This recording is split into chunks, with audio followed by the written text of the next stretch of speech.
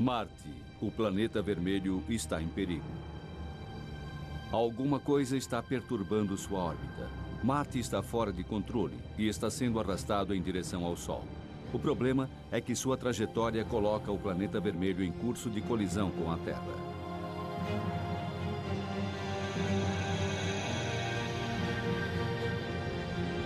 Ficção, talvez, mas não se engane.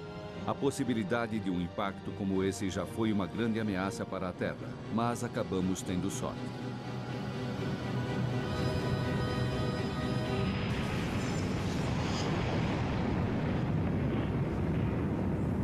A Terra foi realmente atingida por algo mais ou menos do tamanho de Marte. Nós temos uma Lua como resultado desse impacto e isso foi ótimo porque a Terra seria um lugar muito diferente hoje. Nossa prototerra sem Lua esperando aquela afortunada colisão. Terra Marco I, o planeta que existia antes da colisão que formou a Lua, foi completamente destruído por este evento de impacto.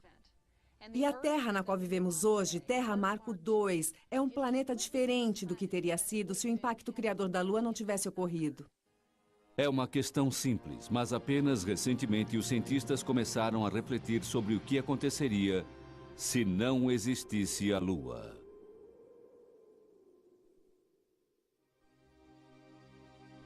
Se não tivéssemos um Sol, não existiria vida na Terra. Na verdade, a própria Terra não existiria. Mas e quanto ao nosso mais próximo vizinho celeste, a Lua? Sem ela ainda existiria uma Terra com seres vivos, mas destituída de vida baseada no solo. Plutão é o único outro planeta com uma Lua única e relativamente grande. Mas estes pequenos e remotos corpos celestes são planetóides gelados e, na verdade, não contam. Júpiter, o maior dos planetas, possui 16 luas, mas como aqueles outros gigantes gasosos, Saturno, Urano e Netuno, estas luas são comparativamente anãs. Júpiter e seus satélites lembram um mini-sistema solar. Marte possui 2 luas minúsculas, mais parecidas com asteroides capturados. Em certos aspectos, Vênus é o planeta gêmeo da Terra, mas as semelhanças não se estendem a um amigo próximo. Vênus não possui uma lua, e nem Mercúrio, um pouco maior do que nossa Lua e o planeta mais próximo do Sol. Dentro do Sistema Solar, apenas a Terra, para sua sorte, possui uma única e grande Lua. Por quê? Você não quer uma teoria que é tão evolucionária que acontece com cada um dos planetas? Porque então Mercúrio deveria ter uma lua grande, Vênus deveria ter uma lua grande e Marte deveria ter uma lua grande. E eles não as têm. Se a Lua e a Terra tivessem se formado juntas no embrionário Sistema Solar, a Lua deveria possuir um grande núcleo ferroso, como a Terra. Ela não possui, e portanto essa teoria é suspeita. E quanto à teoria da captura? Será que a Terra tomou como refém um planetoide que estava de passagem? Impossível. Um corpo tão grande como a Lua continuaria sua trajetória. Uma terceira teoria diz que a semifundida prototerra girava tão rápido que uma parte se desprendeu da saliência equatorial. Mas a física não comprova. Enquanto a NASA se preparava para ir à Lua, os cientistas procuravam uma explicação mais plausível. Harold Urey, um geoquímico que estava envolvido nos planejamentos iniciais das missões Apollo, fez um comentário de que nenhuma das 3 teorias eram válidas e que nem a Lua deveria estar ali. Mas a Lua continua em seu lugar. E desde 1969, 6 missões transportaram 12 astronautas até a superfície lunar.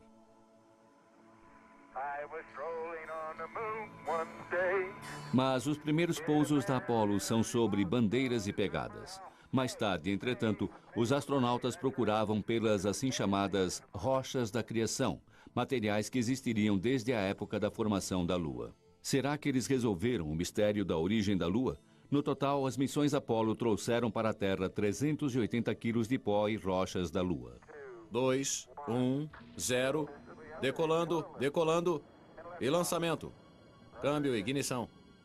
Assim que as primeiras expedições Apollo voltaram de suas missões na Lua, foram realizadas uma série de conferências anuais em Houston para estudar as rochas que elas trouxeram de volta e falar sobre a química e as propriedades dessas rochas. As pessoas chamavam essas conferências de festivais das rochas, uma a cada ano.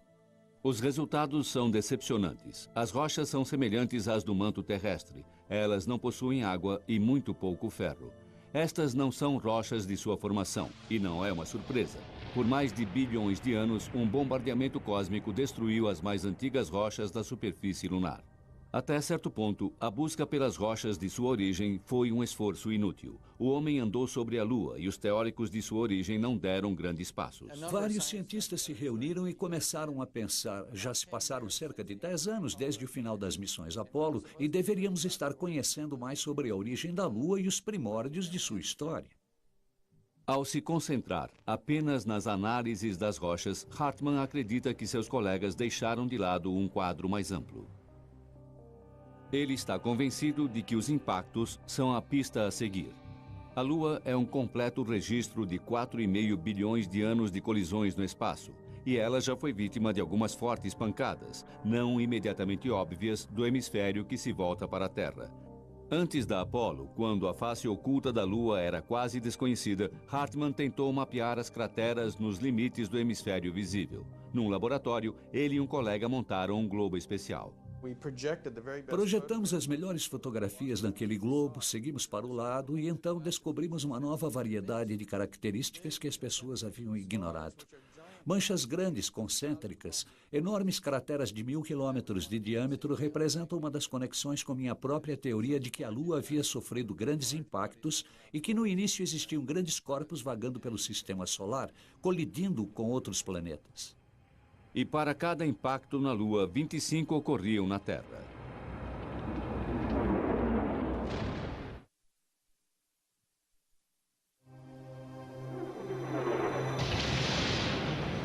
E em 1984, Hartmann estava convencido: o pequeno núcleo de ferro, as pedras completamente sem água, como as do manto da Terra, a Lua deve ter se formado a partir da mãe de todos os impactos. O objeto de impacto deveria ser do tamanho de um planeta. Mas os mundos podem colidir? Na Rússia, uma nova teoria da formação planetária sugere que é possível. Nosso jovem sistema solar é ainda uma grande confusão. De uma vasta nuvem fundamental, partículas se reúnem em grupos. Elas crescem até o tamanho de uma bola de basquete, se agregando e colidindo. Em pouco tempo, atingem o tamanho de montanhas. O processo leva cerca de 100 milhões de anos. Estamos no estágio final de colisão dos planetas. Um planetoide destrói o manto de Mercúrio. Destroços seguem na direção de Vênus. Mais além está a Terra, terceira rocha a partir do Sol. Mas em seguida, no espaço antes de Marte, um planeta extra, um intruso estranho chamado Orfeu. Sua órbita está muito próxima da Terra. Em seu caminho, desastre. É uma ideia muito interessante essa de que grandes colisões afetaram os planetas, porque nos permite explicar por que um planeta possui um tipo de sistema e outro possui sistema diferente. E ainda assim, se você olhar para trás longe o suficiente para observar os detalhes, os planetas são relativamente similares. Então você pega as semelhanças, mas também encontra essas peculiaridades. Vênus, por exemplo, gira ao contrário, resultado provavelmente de uma grande colisão. Marte possui uma inclinação semelhante à da Terra, uma pista talvez de um outro impacto. O gigante gasoso Urano gira de lado devido a uma colisão com um objeto do tamanho da Terra.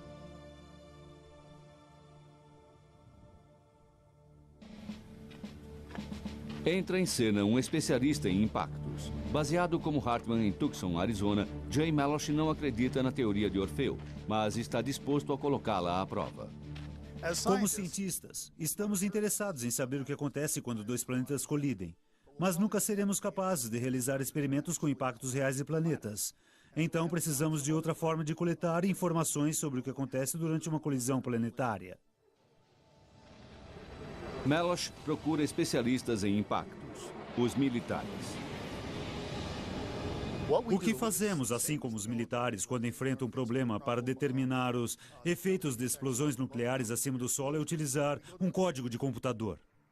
No Novo México, uma conversa com um dos funcionários dá a Melosh acesso a um computador do Sandia National Laboratories. Este é um computador confidencial e, portanto, não pude nem mexer no teclado. Meu colega fez perguntas sobre os dados relacionados ao problema. E ele, por exemplo, me perguntou qual o diâmetro do alvo. E eu dei a ele o diâmetro da Terra. Algumas cabeças se levantaram na sala. O alvo é a Terra. Depois eles perguntaram qual o diâmetro do projeto e eu forneci metade do diâmetro da Terra. Algumas outras cabeças se ergueram ao nosso redor. E em seguida, a velocidade do impacto, 11 km por segundo.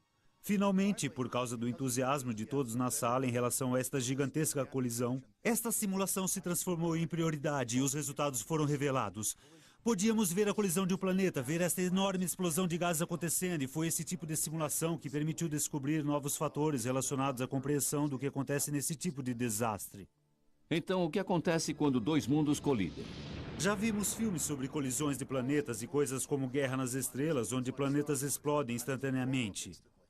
Não é assim que as coisas funcionam. Os planetas são tão grandes e os eventos ocorrem lentamente. Se você voltasse no tempo, 4,5 milhões de anos atrás, quando o planeta Orfeu colidiu com a Terra, você veria as coisas acontecendo como se fosse em câmera lenta.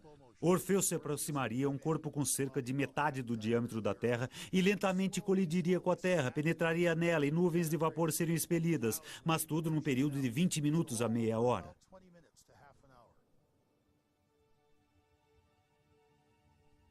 A colisão criaria uma grande quantidade de vapor que seria esguichado para o ar. E o vapor não obedece às mesmas regras que as rochas sólidas. Ele se expande sob pressão interna. E isso, na verdade, permite que uma boa parte do material fique girando em órbita ao redor da Terra. Hartmann nos dá o impacto. Melosh coloca os destroços na órbita. Mas como esses destroços formam uma lua? É, na verdade, um tipo de evento aleatório. Qual corpo acaba colidindo com outro corpo para criar os planetas finais? Uma dessas colisões aleatórias veio a acontecer no ângulo exato, com a velocidade certa, para formar nossa Lua. E quando você vê por este ângulo, o fato da Terra estar localizada a uma distância habitável do nosso Sol, com nossa grande Lua, parece que foi um acidente de muita sorte. Marte não teve tanta sorte. 2 pequenos satélites, um deles destinado a atingir o planeta. Um impacto destrói uma lua interna de Urano. Isso deixa o planeta com um grupo de anéis e um satélite reconstituído, a lua que conhecemos hoje como Miranda. Saturno e seus anéis. Bilhões de partículas tão pequenas quanto grãos de areia e tão grandes quanto caminhões. Os anéis são provavelmente os resíduos de uma lua que se desviou para muito perto de Saturno e foi destruída por sua gravidade.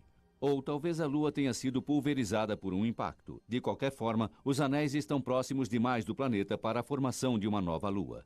Eles estão dentro do que os astrônomos chamam de raio Roche. Fora desse limite, as luas podem se formar. Dentro, os materiais giram na direção do planeta, o provável destino dos anéis de Saturno. O tipo específico de impacto necessário para formar uma lua tão grande quanto a nossa, na verdade, é completamente único.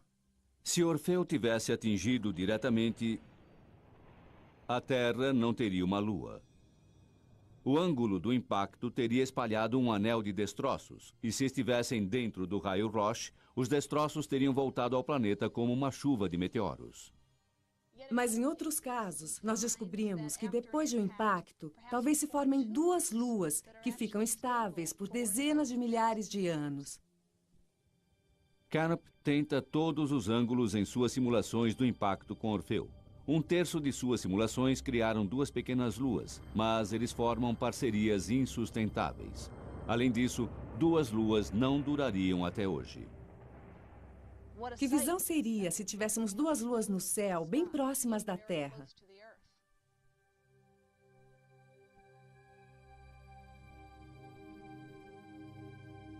Com 2 luas, a lua menor e mais próxima ou cairia na Terra ou as luas acabariam por colidir.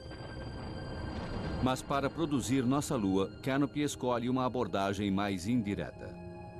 Descobrimos que se você faz o impacto acontecer a um ângulo bastante descentralizado, de uma forma que o objeto quase não atinja a Potro-Terra inteiramente, esta configuração é muito boa para colocar o objeto em órbita.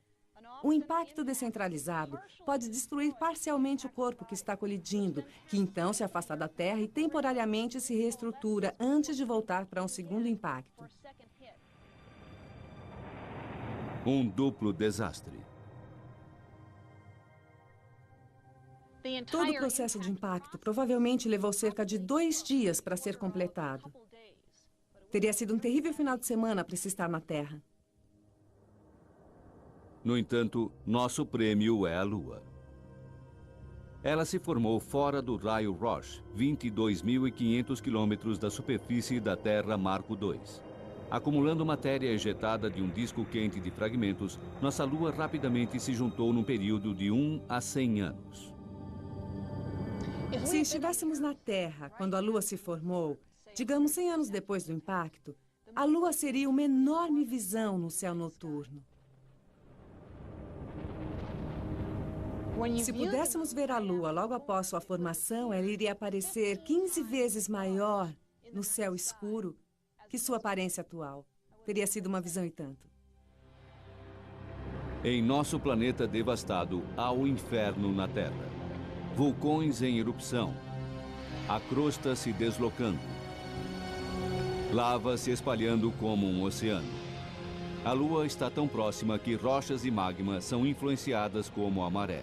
A força de atração lunar é 4.000 vezes maior do que a de hoje.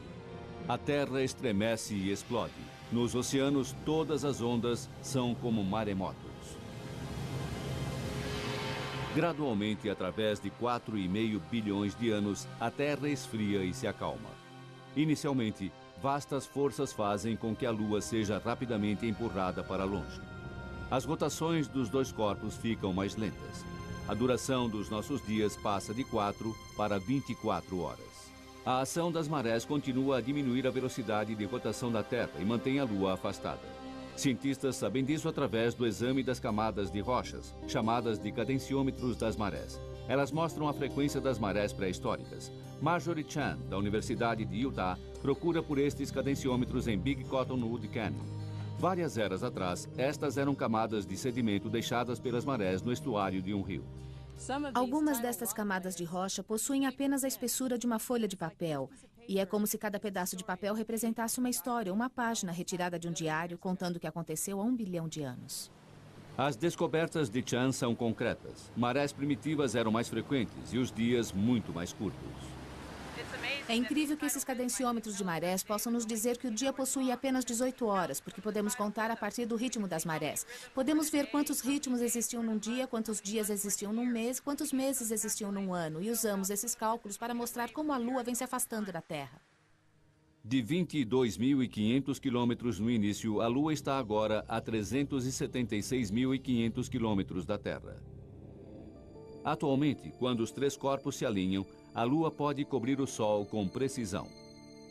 Na Terra, nós vemos o fenômeno como um eclipse total, uma incrível coincidência cósmica.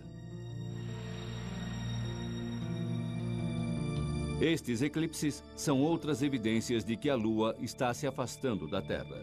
Este é um eclipse total como vemos hoje, mas era assim que veríamos o eclipse quando a Lua estava mais próxima da Terra.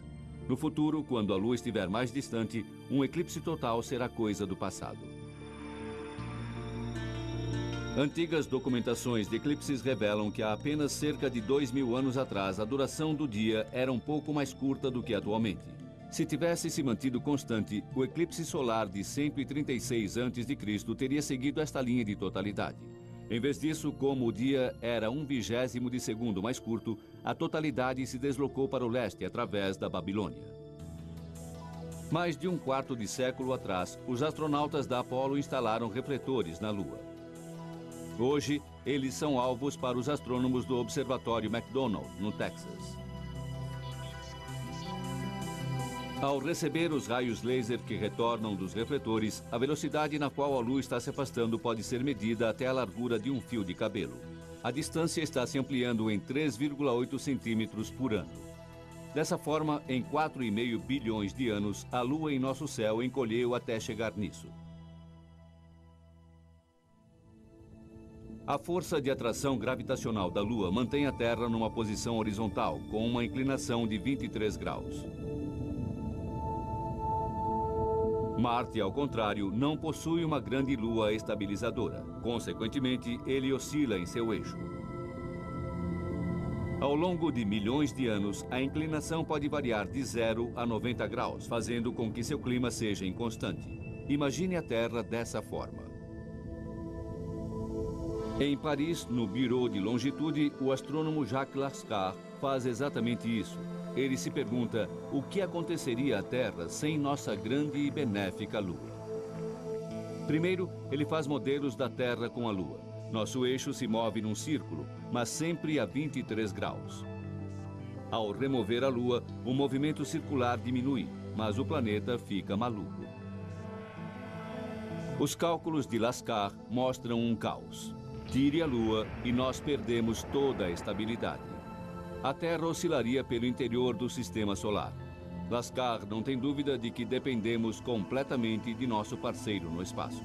Se não existisse a Lua, o eixo da Terra ficaria sempre oscilando entre 0 e 90 graus. E o clima no nosso planeta mudaria radicalmente. Então podemos dizer que a Lua é um regulador climático para a Terra. Mesmo com a Lua, a Terra sofre pequenas oscilações. Como um membro da equipe da NASA que estuda as origens da vida, Lynn Rothschild sabe que até mesmo as menores mudanças de inclinação geram profundas consequências. Alguns pesquisadores na Alemanha apresentaram uma teoria de que a razão da civilização na Terra ter começado na região do delta do Nilo e não no Saara, onde existiam grandes grupos de humanos naquela época, é porque o ângulo oblíquo da Terra havia mudado menos de 1 grau. O próspero Saara, no norte da África, se transforma numa parda região estéril. Hoje, ele é o maior deserto da Terra, produto de uma mudança de ângulo do eixo planetário. Sem a Lua, estaríamos vivenciando mudanças de angulação de 20, 30, 40 e 50 graus e até mais. E então compare essas mudanças com aquela de menos de 1 grau que causou a migração em massa de humanos e podemos imaginar que problema sério a falta da Lua traria para a vida na Terra. Portanto, ao perdermos a Lua, existem motivos para preocupação. Seria este o Egito quando a Terra começar a oscilar? Seria este o Saara do futuro? Será que a Antártica se transformaria num deserto escaldante? Estas são as perspectivas se nós perdermos a Lua e a Terra girar descontrolada. De repente, teríamos verões que seriam incrivelmente quentes. Na parte terrestre, estamos falando de talvez mais de 100 graus centígrados, mais do que a temperatura de ebulição da água. Por outro lado, teríamos invernos com temperaturas abaixo do congelamento, provavelmente tão frio quanto o gelo seco. Temperaturas incrivelmente frias. Placas de gelo avançariam e recuariam através do Equador. E pior ainda, com a Terra balançando caoticamente, os círculos polares derreteriam, os níveis dos oceanos subiriam, ilhas desapareceriam e nossas cidades costeiras seriam inundadas.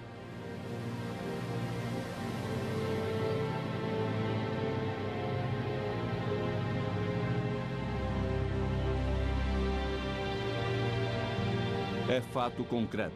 A Lua está nos abandonando. E quanto mais distante, menor sua capacidade de estabilizar nosso planeta e mais lenta será a rotação da Terra. Nossos dias ficarão cada vez mais longos. Uma forma de diminuir os efeitos do distanciamento da Lua é a construção de represas, não em rios, mas nos oceanos.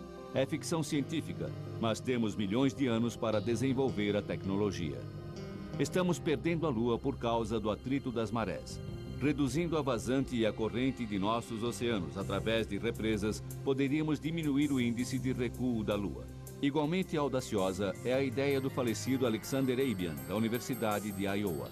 Ele sugere sequestrar uma lua de Júpiter e estacioná-la na órbita da Terra. Esta lua, Europa, é grande o suficiente para o trabalho. Ela não substituiria nossa lua. Europa apenas ajudaria a manter nosso planeta alinhado, já que a influência de nossa Lua está diminuindo.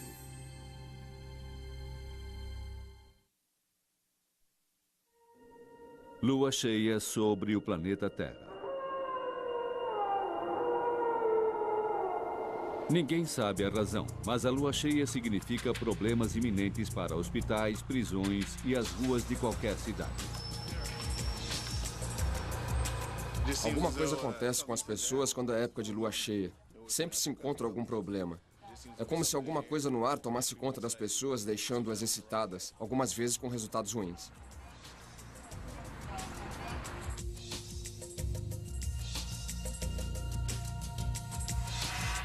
Da lua nova à lua cheia, os cientistas explicam as fases lunares. Como apenas metade da lua é iluminada pelo sol, nós vemos uma quantidade variável dessa metade. O que eles nem sempre explicam é o efeito dessas fases sobre a vida terrestre. Por que a prática de alguns tipos de yoga eram considerados perigosos durante a lua cheia? Um número maior de bebês nasce na lua cheia? Será que a órbita da Lua de 29 dias e meio terrestres, o mês lunar, influencia o ciclo menstrual? Para os homens primitivos, a lua cheia significava mais luz para suas caçadas. Existe uma teoria de que isso conectou o ciclo menstrual ao ciclo lunar. Enquanto o homem caçava, a mulher podia manter-se infértil. Mas nos dias negros da lua nova, quando os homens estavam em casa, a mulher deveria estar fértil para a sobrevivência de nossa espécie. Na natureza, uma vez por ano, as larvas palolos sobem até a superfície do oceano para o acasalamento, uma noite antes de uma lua nova. Presa fácil para os moradores destas ilhas dos mares do sul. Os corais crescem na Grande Barreira de Recifes. Isso acontece apenas na lua cheia em novembro, o sinal lunar para 1000 espécies se reproduzirem.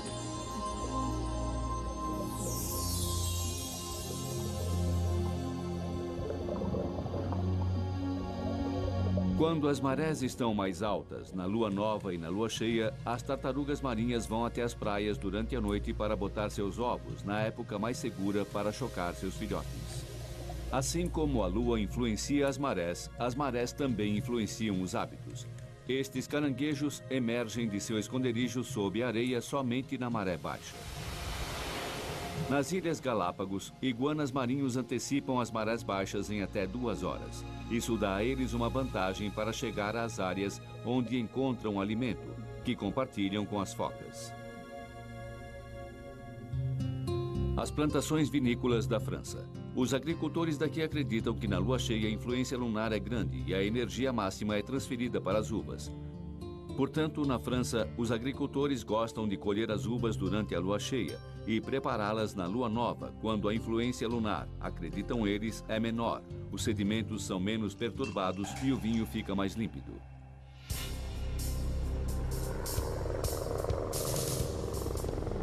A vida na Terra é sem dúvida dominada pelos ritmos da Lua. A questão que está surgindo agora é se o impacto que formou a Lua pode ter acelerado a vida em si. Groenlândia, 1999, e uma incrível descoberta. Estamos voando para um acampamento nesta remota área do oeste da Groenlândia e podemos chegar aqui apenas de helicóptero. E do acampamento vamos andar até o local onde encontraremos o capítulo 1 da história da Terra. 3 bilhões e 800 milhões de anos atrás, esta área rochosa fazia parte do fundo do oceano. Um inuit nativo, Minik Rosin, é o primeiro a descobrir seu segredo. Esta é a mais antiga. Esta é a mais antiga rocha da Terra. Este é o material mais antigo que você pode pegar nas mãos. E se você quiser tocar algo mais antigo do que isso, vai ter que ir até a Lua para encontrá-lo. Mas a pedra lunar, apesar de antiga, não guarda pistas sobre a vida. Na Terra, a rocha da Groenlândia encontrada por Rosin traz novas informações, e esta é sua grande descoberta. Suas camadas possuem carbono, evidências de um plâncton complexo. Esse plâncton existiu há muito tempo, 200 milhões de anos antes da data previamente estimada para o início da vida, puxando esta data para mais perto do impacto formador da Lua. Foi realmente uma experiência incrível, porque seres vivos não deveriam existir naquela época e, se existissem, definitivamente não deveriam ser em formas de vida que teriam existido em alto mar. Previamente, acreditava-se que os seres vivos primitivos existiam apenas em ambientes extremos, alimentando-se dos gases de vulcões submersos.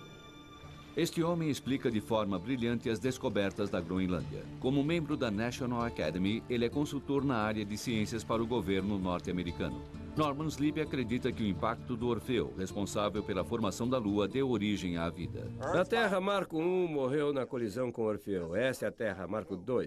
Se estivéssemos na Terra Marco I, estaríamos agora sob 3 quilômetros de água. Não teríamos oxigênio para respirar. A teoria de Sleep é radical. Orfeu acabou com metade dos oceanos da Terra Marco I e criou uma nova atmosfera. Muito provavelmente, existia vida aquática em nosso protoplaneta. A Terra Marco I tinha bastante água e Orfeu podia ter vida também.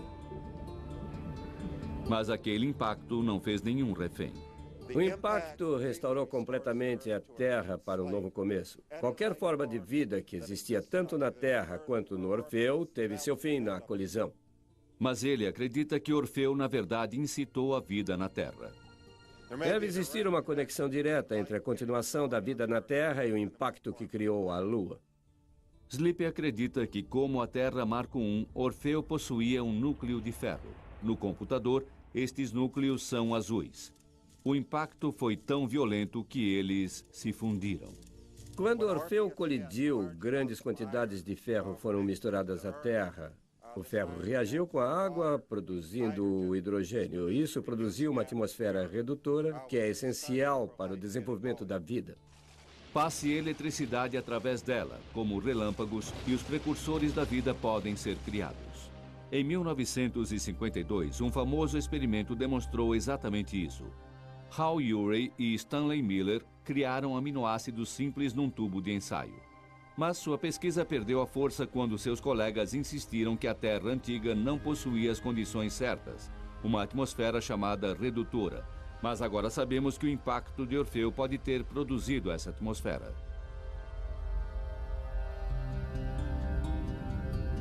Mas vamos supor que não tenha existido nenhum impacto. Como nosso planeta se desenvolveu?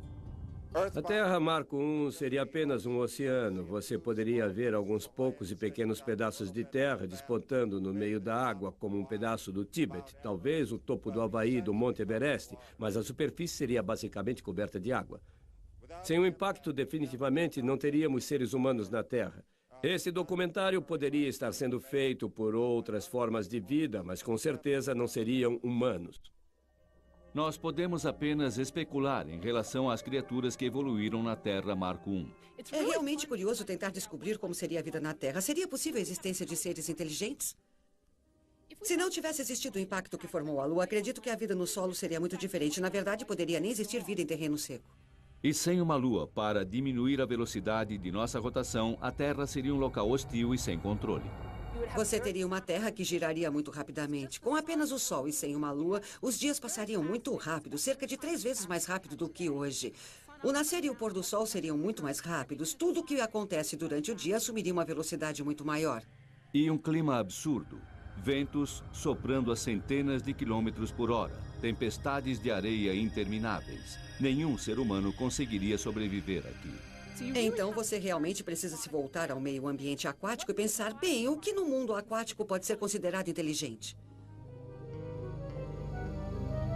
Os polvos e seus parentes são todos um pouco inteligentes. Eles podem fazer coisas como construir pequenas casas por si mesmos com seus tentáculos. Eles podem, até certo ponto, ter sentimentos. Possuem olhos que são quase sósias dos olhos dos vertebrados. Eles são absolutamente fascinantes.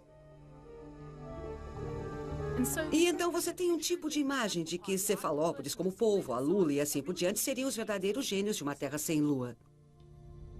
Mas mesmo com a Lua, apesar dos cefalópodes não terem se desenvolvido para dominar a Terra Marco II ou mesmo nossos oceanos, a maioria morreu no impacto de 65 milhões de anos atrás, que acabou com os dinossauros. Extinções em massa ocorrem aproximadamente a cada 100 milhões de anos. No passado, a Lua poderia ter protegido a Terra de tais impactos, mas pelas estatísticas, as chances eram muito pequenas.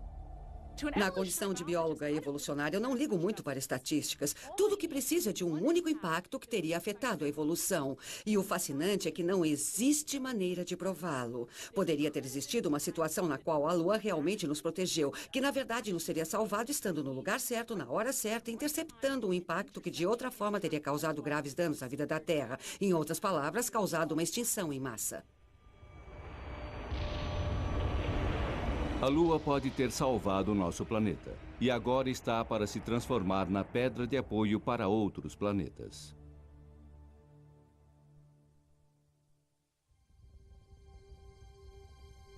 Como o acaso é um aspecto muito importante no desenvolvimento de um planeta, a Lua pode ser vista como um sinal de sorte. Se um pequeno grão de areia fosse deslocados só um pouco no início da história do crescimento planetário, mesmo que só pela espessura de um fio de cabelo, isso teria seus efeitos numa colisão 1 milhão de anos depois.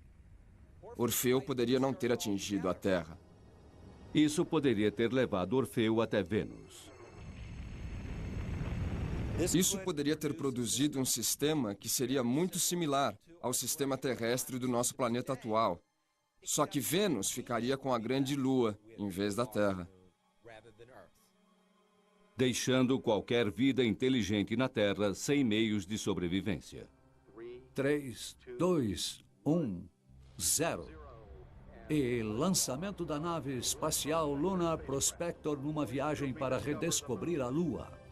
Mas como temos a Lua, temos a chance de colonizar o Sistema Solar. E estamos a caminho novamente.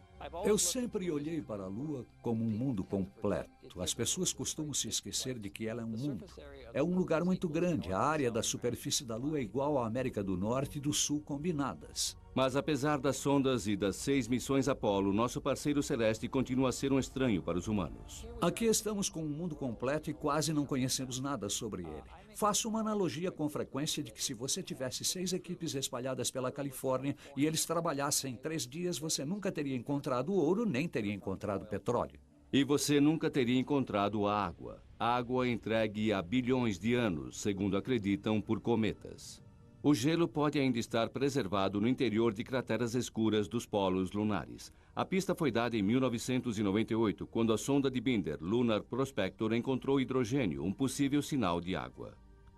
A quantidade de água sobre a qual estamos voando agora pode equivaler aproximadamente àquela que acreditamos estar congelada nas regiões polares da Lua, utilizando os dados do Lunar Prospector. Se este for o caso, então estamos prontos para uma colonização lunar. Se a água for confirmada, ela vale seu peso em ouro. Nós queríamos que as pessoas voltassem a estudar a Lua e compreendessem que este é o futuro da humanidade, o começo da colonização do Sistema Solar. Acredito que o Prospector está realizando essa missão. Eu gostaria de ver a humanidade na Lua, gostaria de ver a humanidade espalhada através do Sistema Solar. Esse é o ponto de partida. Quando o combustível do Lunar Prospector estava se acabando, Binder teve uma ideia. Decidiu mirar a sonda numa cratera do Polo Sul. Será que um impacto deliberado podia nos dar uma prova da existência de água? Infelizmente não, mas foi um tiro no escuro. David Gump é a nova geração, um empresário do espaço que planeja uma missão à Lua financiada comercialmente. Em sua base no deserto de Mojave, Califórnia, Gump possui um protótipo de um foguete reutilizável. Da órbita da Terra, ele lançará uma nave com o objetivo de procurar por água. Não possuímos prova concreta de que existe água na Lua e, portanto, nosso robô pousará provavelmente no Polo Sul, perto do local chamado de Pico da Vida Eterna, e em seguida entrará numa dessas crateras escuras dos polos, para ver se existe gelo que poderia ser recuperado para formar nosso primeiro oásis espacial.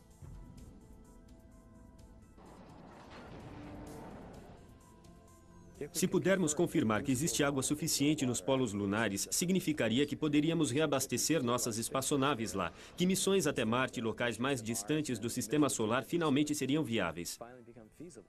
Seria a primeira vez que poderíamos realmente viver fora da Terra enquanto exploramos o espaço. A visão de Gump depende da água lunar. Ela sustentaria a vida e a separação em hidrogênio e oxigênio líquidos poderia gerar o combustível do foguete. A Lua seria um porto espacial. Eu acho que a Lua é fundamental para a exploração do resto do Sistema Solar. O Sistema Solar é realmente um lugar enorme e ter um lugar para treinar e fazer testes com seres humanos perto de casa e pedir ajuda se tivermos algum problema é extremamente importante. Se você estiver a caminho de Marte e tiver algum problema, poderá ter apoio. Se existir água, o próximo passo serão as colônias lunares, mas não os módulos apresentados pela ficção científica. Seriam mais como as estruturas de tijolo dos desertos mexicanos e do sudoeste dos Estados Unidos. Os pioneiros da Lua vão criar suas acomodações com a Terra lunar. A NASA está tomando nota. A próxima vez que realizarmos uma viagem até a Lua, nossas roupas serão de alta tecnologia. Mas vamos depender de recursos naturais básicos para nossas residências. A palavra de ordem é economia, aproveitando os recursos locais. As primeiras habitações da Lua podem ser parecidas com estas cabanas no Museu de Construção Tradicional da Califórnia. Cada quilo de material que carregássemos daqui até a Lua custaria de 2 a 3 quilos de ouro.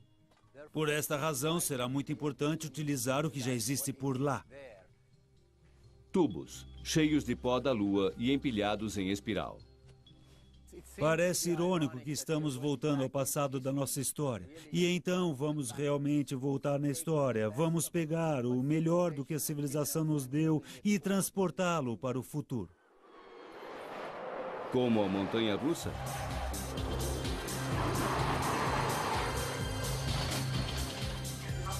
Aqui, o arquiteto espacial Tangavello encontra o cientista de foguetes Anthony Zupero. O tópico é o transporte e a forma mais barata de partir da Lua.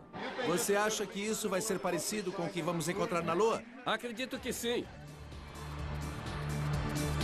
Isso seria capaz de nos lançar da Lua? Uma viagem magnética de levitação que nos colocaria no caminho para Marte. A NASA está financiando o projeto. Com um sexto da gravidade da Terra, seria 100 vezes mais barato lançar veículos espaciais a partir da Lua. Mas imagine passar 3 anos aqui dentro, a caminho de Júpiter. O espaço é horrível. Você precisa ter alguma gravidade ou seu sistema imunológico não funciona. Seus ossos ficam frágeis. Precisa da gravidade. A única forma de ter gravidade é ter esse grande, giratório aparelho onde você será atirado contra as paredes. E é isso que Zúpero planeja. Um gigantesco anel inflado com gelo da água da Lua. Gelo armazenado numa estação de abastecimento na órbita lunar. Você não vai construir sua nave espacial. Você vai enchê-la. Você tem um saco plástico do tamanho de um estádio de futebol, que se parece com um enorme pneu, e você enche suas paredes com água e está pronta a sua nave espacial de gelo.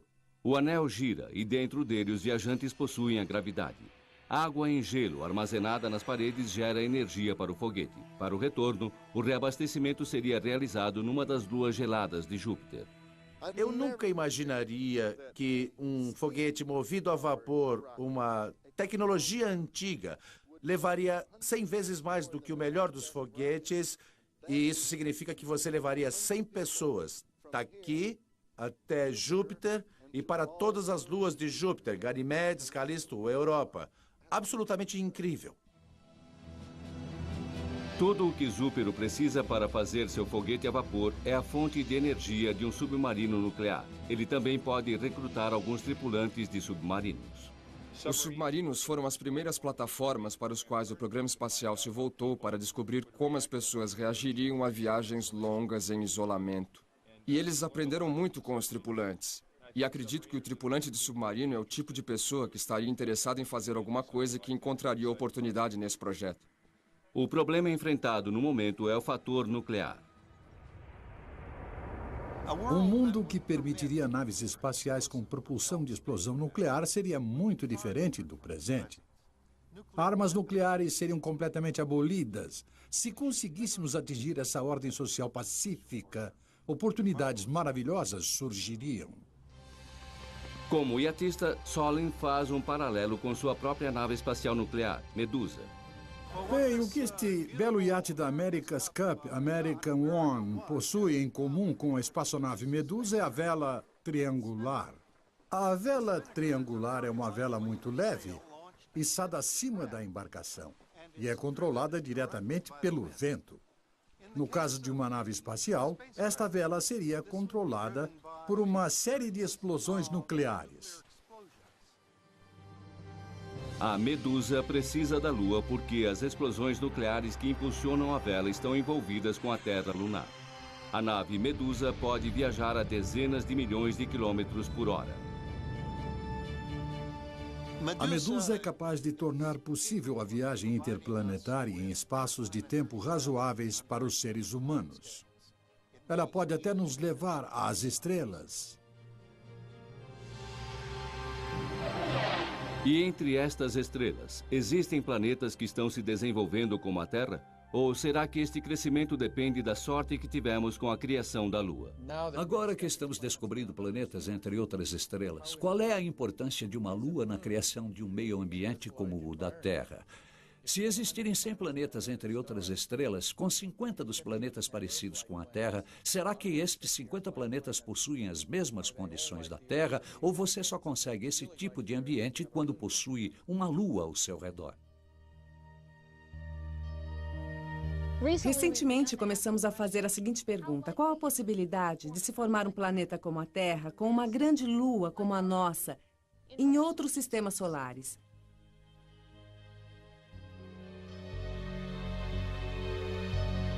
Esta é uma questão crítica, porque a Lua parece ser um elemento de extrema importância para a vida e a estabilidade climática em nosso planeta. E para responder esta pergunta, qual a possibilidade de ter outras terras? Precisamos da resposta para outra pergunta: qual a possibilidade de ter outras luas? Até o momento, mais de 20 planetas foram identificados entre outras estrelas. Nenhum como a Terra. Um dia, talvez a bordo da nave Medusa, possamos encontrar um tranquilo planeta azul com uma única e grande lua.